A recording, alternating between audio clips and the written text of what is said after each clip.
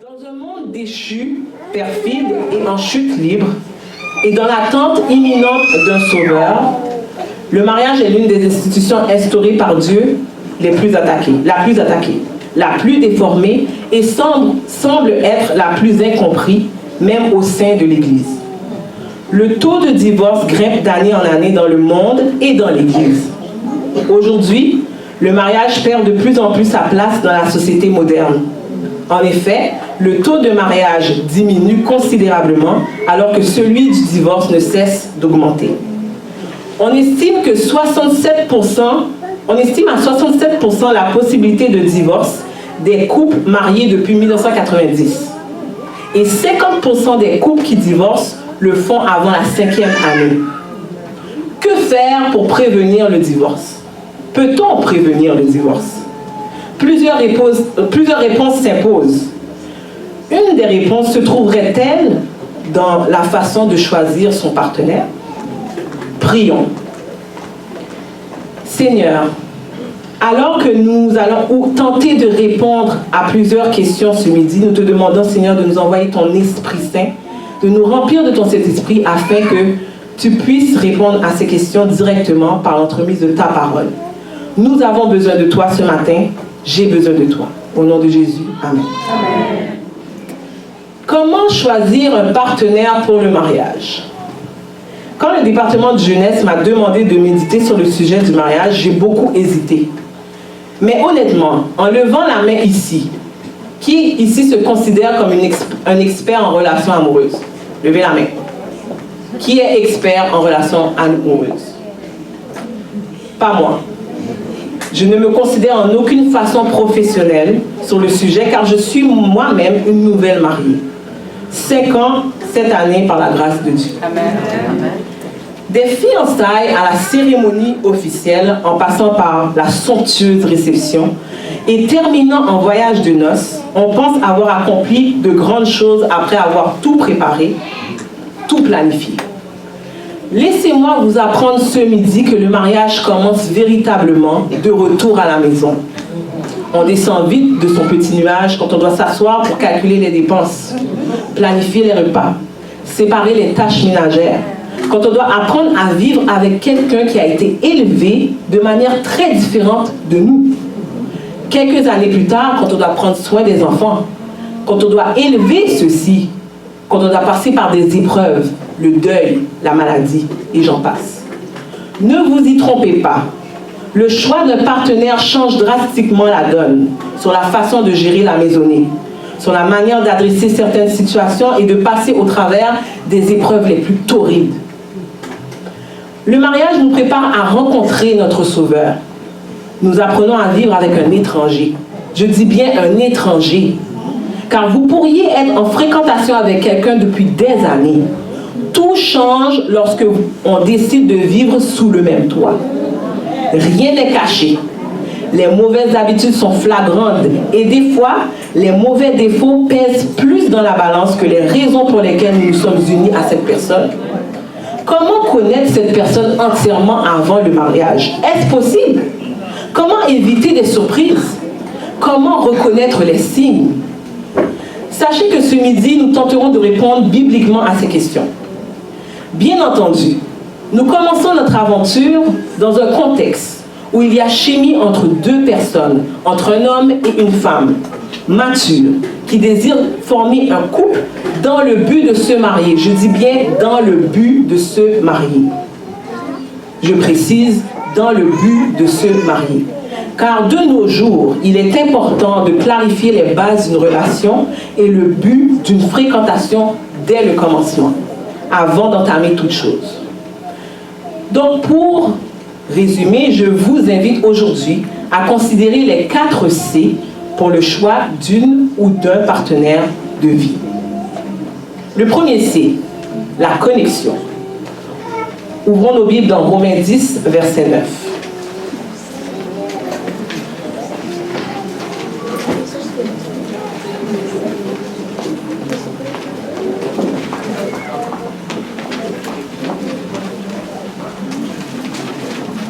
Romains 10, verset 9.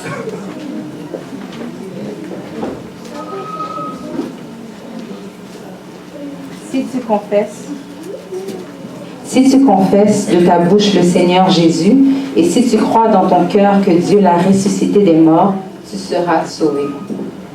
Croyez au Seigneur Jésus-Christ et vous serez sauvés. Cette notion de connexion avec le fondateur et l'instigateur du mariage est plus souvent qu'autrement négligée. Lorsque nous choisissons nos partenaires, nous avons tendance à regarder uniquement à l'apparence physique, à l'attirance, aux émotions et à écouter les belles paroles. Mais nous négligeons ce que je crois est le plus important, une relation inébranlable avec Dieu. Il faut absolument que la personne que nous choisissions croie en Dieu et que sa vie en démontre les fruits concrètement. Car la Bible nous dit dans Jacques 2, verset 19, que les démons aussi croient. Tu crois qu'il y a un seul Dieu? Tu fais bien. Les démons aussi le croient et ils tremblent. Donc, comment savoir si une personne est connectée avec le Seigneur? Lisons Galates 5, verset 22.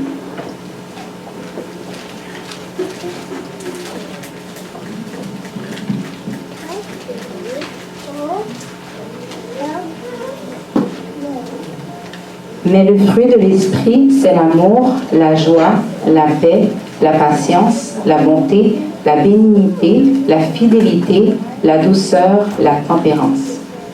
Le fruit de l'esprit, c'est l'amour, la joie, la paix, la patience, la bonté, la bénignité, la fidélité, la douceur, la tempérance. On parle d'un fruit avec plusieurs attributs. Donc, une personne intempérante, impatiente, infidèle, qui démontre un manque d'amour envers les autres et envers vous, un manque de douceur, n'est certainement pas prêt pour une relation. Je ne parle pas de perfection, parce que tout le monde peut s'améliorer, tout le monde peut travailler sur lui. Mais il faut reconnaître les mauvaises tendances. Par exemple, si on commence à voir chez une personne un tempérament violent, arrogant, irrespectueux envers les autres et envers vous, il faut mettre fin à la relation, surtout si on n'est pas marié. Le mariage ne fera qu'amplifier ces mauvais traits de caractère. Mais même après avoir démontré le fruit de l'esprit, il faut que nous-mêmes, nous soyons connectés avec Dieu afin qu'il puisse nous parler clairement à travers sa parole. Car l'Éternel ne considère pas ce que l'homme considère. L'homme regarde à ce qui frappe les yeux, mais l'Éternel regarde au cœur. Il faut que notre relation soit scellée avec Dieu, afin que nous puissions discerner ce qui vient du malin de ce qui vient de lui. Quelle est donc la meilleure façon de se rapprocher de notre Dieu, me direz-vous? Comme avec un amoureux ou une amoureuse, passer plus de temps avec le Seigneur, en priant, en ne passant pas par 4 chemins dans vos demandes, en lui demandant clairement de nous guider dans nos choix amoureux, en lisant sa parole et en lui parlant, et surtout en l'écoutant attentivement. Dieu ne veut que du bien pour ses enfants. Comment vraiment bien connecter avec la créature si nous ne sommes pas connectés avec le Créateur? Dieu nous connaît mieux que nous-mêmes. Il connaît le moindre de nos besoins et de nos désirs. Il saura nous guider sur le choix d'un partenaire. Faisons-lui confiance. Lisons Amos 3, verset 3. Amos 3, verset 3.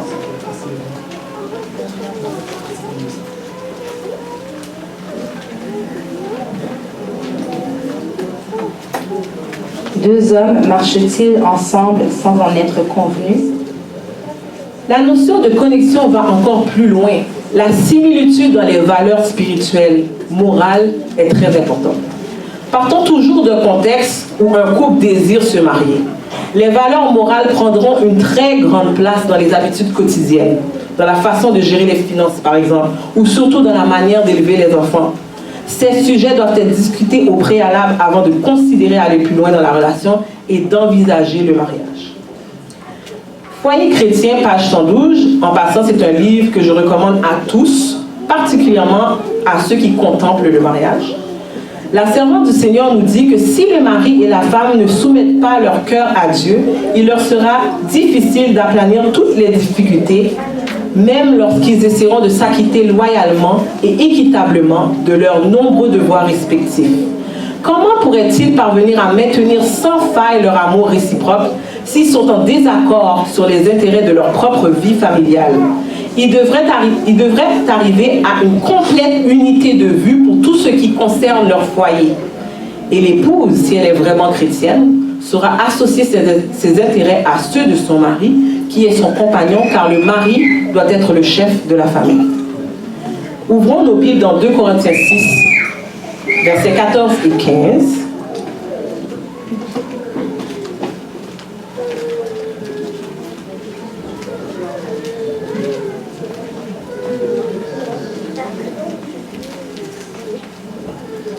De Corinthiens 6, 14 et 15.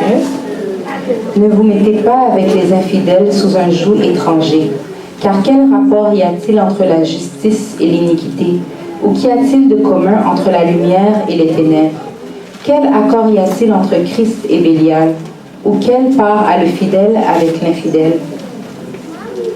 La servante du Seigneur nous dit dans Message choisi, volume 2, page 139, que l'ordre du Seigneur, ne vous mettez pas avec les infidèles sous un joug étranger, ne s'applique pas seulement au mariage de chrétiens avec des incroyants, mais à toute alliance qui associe étroitement deux parties et qui nécessite harmonie d'esprit et d'action. Le Seigneur avait recommandé tout particulièrement à Israël de se tenir éloigné des idolâtres. Il ne devait y avoir ni mariage avec des païens, ni alliance avec eux. Garde-toi de faire alliance avec les habitants du pays où tu dois entrer, de peur qu'il ne soit un piège pour toi. Au contraire, vous renverserez leurs autels, vous briserez leurs statues et vous abattrez leurs idoles.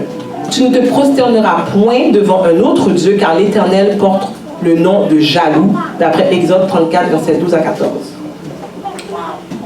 Je pense que ce verset et le passage trouvé dans Message choisi sont très clairs. Nous ne devons pas entretenir de relations amoureuses avec des gens qui ne partagent pas la même foi que nous. Non seulement pour des raisons bibliques et religieuses, mais surtout pour prévenir les désaccords dans le futur, pour prévenir les divergences d'opinion, de valeurs, lorsque sera venu le temps d'élever les enfants, par exemple. Pour une vie harmonieuse au sein d'un même foyer, je suis consciente qu'il faut un effort spirituel. Je sais qu'il y a plusieurs couples ici qui se sont formés entre deux personnes de foi différentes. J'en suis consciente. Sachez que Dieu fait grâce à ses enfants et que l'exception ne fait pas la règle. Ce qui se passe chez l'un ne veut pas dire que cela fonctionnera chez l'autre. Évitons autant que possible de nous associer amoureusement à quelqu'un qui ne partage pas notre foi et nos valeurs. Donc, le premier C était le mot connexion. On a compris qu'il faut que les deux personnes aient une relation active avec Dieu, démontrée par le fruit de l'esprit. Que les deux personnes soient à l'écoute de Dieu à travers sa parole. Car seul Dieu connaît les cœurs. Et de plus, que les deux personnes doivent partager la même foi et les mêmes valeurs. Le deuxième C, le mot compléter. Lisons Genèse 2, versets 18 à 24.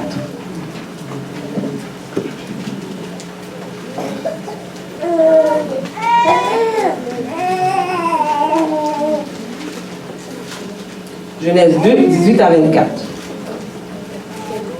L'Éternel Dieu dit, « Il n'est pas bon que l'homme soit seul. Je lui ferai une aide semblable à lui. » L'Éternel Dieu forma de la terre tous les animaux des champs et tous les oiseaux du ciel, et il les fit venir vers l'homme pour voir comment il les appellerait, et afin que tout être vivant portât le nom que lui donnerait l'homme. Et l'homme donna des noms à tout le bétail, aux oiseaux du ciel et à tous les animaux des champs. Mais pour l'homme, il ne trouva point d'aide semblable à lui. Alors l'Éternel Dieu fit tomber un profond sommeil sur l'homme qui s'endormit. Il prit une de ses côtes et referma la chair à sa place. L'Éternel Dieu forma une femme de la côte qu'il avait prise de l'homme et il l'amena vers l'homme. Le mot compléter, synonyme du mot compléter, accompli, achevé, parfait, entier, total. La Bible nous dit que Dieu vit qu'il n'était pas bon que l'homme soit seul. Après lui avoir donné le jardin d'Éden comme responsabilité principale, un peu plus haut dans le chapitre 2, verset 15, Dieu complète sa création en créant une aide de la côte de l'homme. Pas de la tête de l'homme pour le diriger ou se battre avec lui. Pas de ses pieds pour qu'il puisse nous écraser, mais de sa côte, de la côte de l'homme, à côté de lui. Dieu vit premièrement qu'Adam se sentait seul et avait besoin de complément à sa vie. Adam avait la terre entière sous sa gouverne, un bon emploi comme gestionnaire du jardin, mais cependant, la femme venait compléter sa mission. Il est très important de considérer ce passage lors du choix d'un partenaire. Premièrement, Adam n'était pas sur le chômage, ou passif ou paresseux. Adam avait un emploi et travaillait dans le jardin. On peut en déduire que le Seigneur désire qu'un homme soit travaillant. Amen. Notez que je n'ai pas dit riche, je n'ai pas dit nanti, j'ai dit travaillant. Prêt à prendre soin d'une famille advenant le cas. Et c'est pour cela que, à mon avis, des enfants ou des adolescents n'étant pas prêts à prendre soin d'une famille ne devraient pas entretenir de relations amoureuses. Donc, pour revenir à nos moutons, la femme venant de la côte de l'homme vient compléter la mission de celui-ci et devient une aide dans le foyer. Lorsqu'un homme, et là je parle à mes jeunes hommes, lorsqu'un homme recherche une partenaire de vie, il devrait se concentrer sur ce qu'elle pourrait lui apporter en tant qu'aide, plutôt que seulement se concentrer sur l'apparence physique. Nous avons déjà établi qu'il y a chimie entre les deux parties. Cependant, l'homme ne peut pas s'attarder à cela. Lisons Proverbe 31, versets 10 à 22.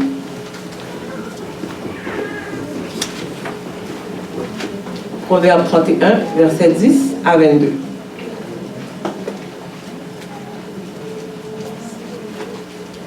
Qui peut trouver une femme vertueuse? Elle a bien plus de valeur que les perles. Le cœur de son mari a confiance en elle et les produits ne lui feront pas défaut. Elle lui fait du bien et non du mal tous les jours de sa vie. Elle se procure de la laine et du lin et travaille d'une main joyeuse. Elle est comme un navire marchand, elle amène son pain de loin. Elle se lève lorsqu'il est encore nuit et elle donne la nourriture à sa maison et la tâche à ses servantes. Elle pense à un champ et elle l'acquiert. Du fruit de son travail, elle plante une vigne. Elle ceint de force ses reins et elle affermit ses bras. Elle sent que ce qu'elle gagne est bon, sa lampe ne s'éteint point pendant la nuit. Elle met la main à la quenouille et ses doigts tiennent le fuseau. Elle tend la main au malheureux, elle tend la main à l'indigent.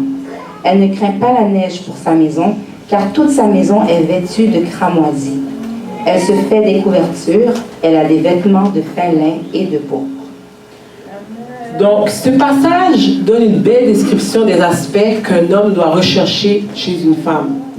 Ici, on voit la description d'une femme travaillante qui, en résumé, prend soin de sa famille et des affaires de la maison. Elle marchande en ville et on voit une femme d'affaires accomplie qui a la confiance de son mari et de son entourage. Vous devez, en tant que jeune homme, regarder au potentiel d'une jeune femme, sur le plan éthique de travail, sur la façon dont elle prend soin de son entourage, ses aspirations et ses ambitions. Et de notre côté, pour pouvoir complémenter ou aider un homme, il faut donc faire un travail sur soi-même en amont. Apprendre à donner de son temps bénévolement, servir à l'église, prendre soin des autres, se tenir occupé. Parce que le mariage, c'est prendre soin de tout le monde avant soi. C'est de considérer l'autre avant soi. Donc, comment différencier l'amour véritable de l'amour charnel, me demandez-vous? Ce qui nous amène au troisième C, la charité. Lisons 1 Corinthiens 13, versets 4 à 7.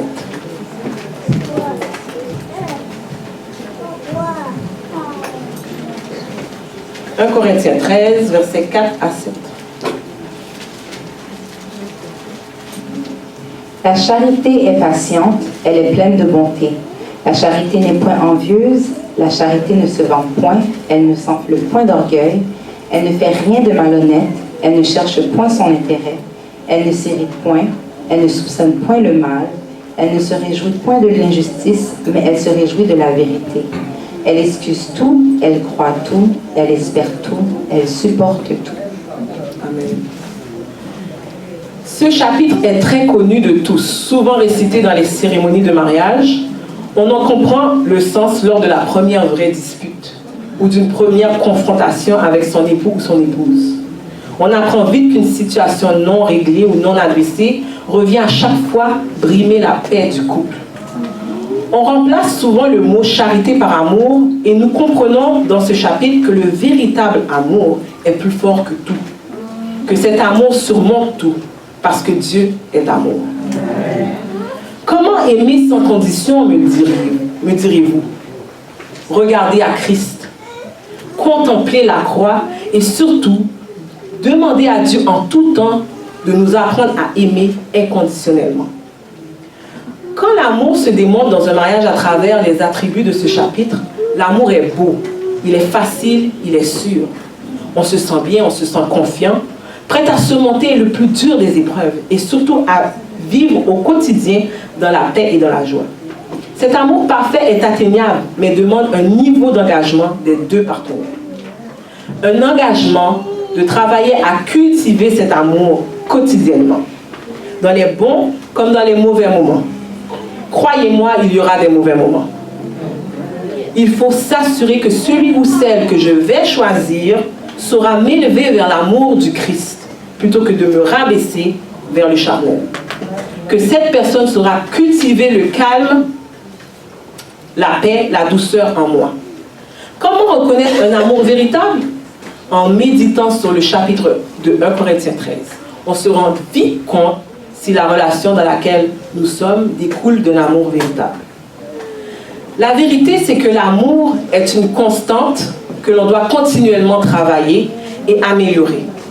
Les relations avec autrui doivent être imbibées d'amour, de patience, de charité, de bonté, de bénignité, et j'en passe. À l'instar de notre Seigneur et Sauveur Jésus-Christ, qui nous a aimés le premier, nous devons aimer. Le monde nous montre que l'amour est seulement un sentiment purement émotionnel, que ne plus ressentir d'amour pour notre douce moitié est une raison valable de divorcer. Non. Non, l'amour est un choix. Choisir d'aimer à chaque jour, même lorsqu'on a moins envie. Ou pas du tout. Faire le choix d'être patient, de pardonner sans compter et de faire confiance à Dieu d'abord et à notre partenaire ensuite. Donc nous avons vu que nous devons être connectés sur tous les plans, que nous devons nous préparer à compléter l'autre personne et que nous devons démontrer la charité, l'amour envers autrui. Ce qui nous amène au dernier C aujourd'hui. Et c'est le C que je veux que vous reteniez. Christ. Lisons 1 Corinthiens 7, verset 23.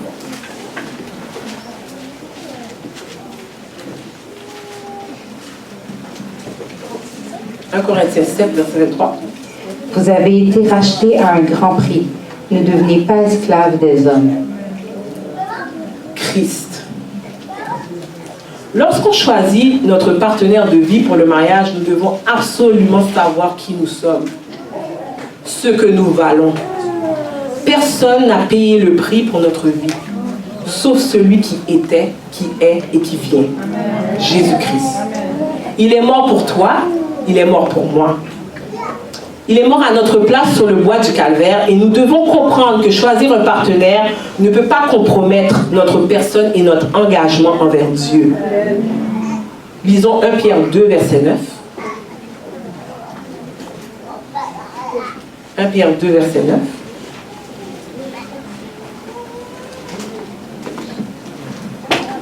Vous, au contraire, vous êtes une race élue, un sacerdoce royal, une nation sainte, un peuple acquis, afin que vous annonciez les vertus de celui qui vous a appelé des ténèbres à son admirable lumière. J'aimerais que vous reteniez ce verset, que vous le souligniez dans votre Bible, et qu'à chaque fois que vous vous trouvez dans une relation bizarre, que vous reveniez sur ce verset. Vous, au contraire, vous êtes une race élue, un sacerdoce royal, une nation sainte, un peuple, afin que vous annonciez les vertus de celui qui vous a appelé des ténèbres à son admirable lumière. Dieu nous a choisis et nous devons l'honorer dans tous les aspects de notre vie. Que ce soit dans le choix de carrière, dans le choix des études, dans nos fréquentations et surtout dans notre choix de partenaire de vie. Notre couple doit être solide et amener d'autres à Christ. Le choix de partenaire vient établir notre mission sur cette terre. celui de prêcher l'évangile et dater le retour de Christ. Et si c'est trop tard, me direz-vous? Et si je suis déjà en relation avec un non-croyant, un non-adventiste, ou même un adventiste ayant des fruits douteux? Que faire? Si vous n'êtes pas encore marié, réévaluez la relation et mettez-y fin le plus rapidement possible. Amen. Et si j'ai déjà péché avec cette personne en ayant des pratiques réservées au mariage, que faire? Sachez que Dieu pardonne. Il efface les péchés. Et il peut vous donner le vouloir et le pouvoir de vous départir de cette relation à travers la prière et le support de bons amis ayant les mêmes valeurs que vous. Amen. Lisons Ésaïe 44, verset 22.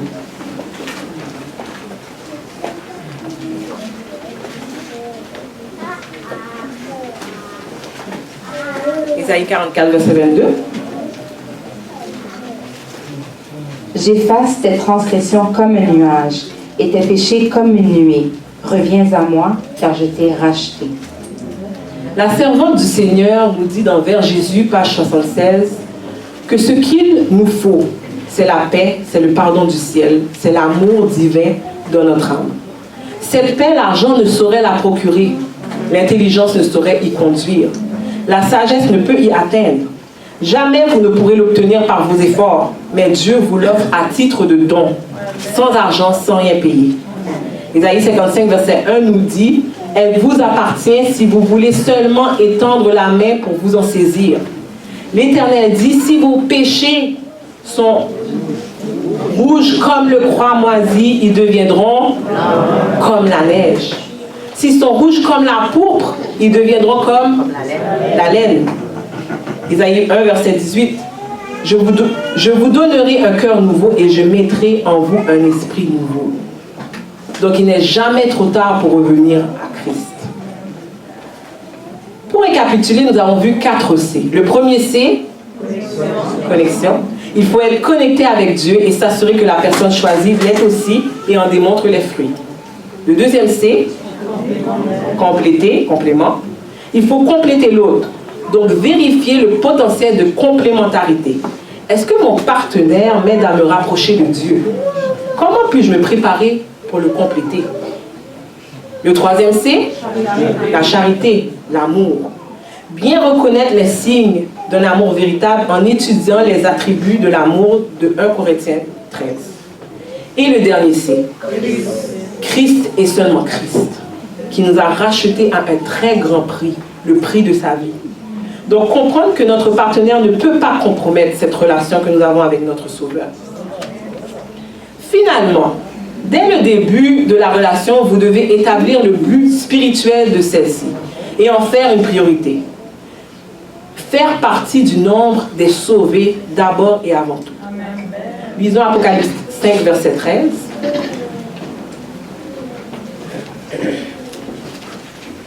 Apocalypse 5, verset 13. Et toutes les créatures qui sont dans le ciel, sur la terre, sous la terre, sur la mer et tout ce qui s'y trouve, je les entendis qui disaient: à celui qui est assis sur le trône et à l'agneau, soit la louange, l'honneur, la gloire et la force au siècle des siècles. Amen. Oh, lorsque ce sera beau de chanter les louanges avec sa famille. Oh, lorsque ce sera beau de chanter ses louanges avec sa femme, avec son époux, avec les enfants. N'est-ce pas le but, chers frères et sœurs? La servante du Seigneur nous dit dans Foyer chrétien, page 113, que si la volonté de Dieu s'accomplit, le mari et la femme se respecteront réciproquement et manifesteront amour et confiance. Tout ce qui est de nature à troubler la paix et l'unité de la famille devrait être formellement rejeté. La bonté et l'amour devraient être cultivés sans relâche. Celui qui manifeste un esprit de tendresse, de pardon et d'amour découvrira que ce même esprit rejaillit sur lui. Dans le foyer où règne l'Esprit de Dieu, il ne peut être question d'incompatibilité de caractère. Et ça, c'est la raison numéro 1 des divorces. Incompatibilité. Quand le Christ, l'espérance de la gloire, grandit dans les cœurs, l'union et l'amour règnent dans le foyer. Le cœur de la femme en qui le Christ habite sera forcément en union étroite avec le cœur du mari, où le Christ habite aussi. Ils feront ensemble tout ce qui est dans leur pouvoir afin d'être admis dans les demeures que le Christ est allé préparer pour ceux qui l'aiment. Donc, frères et sœurs, je vous laisse en vous rappelant de faire le bon choix, non seulement dans le cadre du mariage, mais dans tous les aspects de votre vie. À l'instar de notre cher Josué 24, verset 15. Et si vous ne trouvez pas bon de servir l'Éternel, choisissez aujourd'hui qui vous voulez servir. Ou les dieux que servaient vos pères au-delà du fleuve, ou les dieux des Amoréens dans le pays desquels vous habitez. Moi et ma maison, nous servirons l'Éternel. Amen.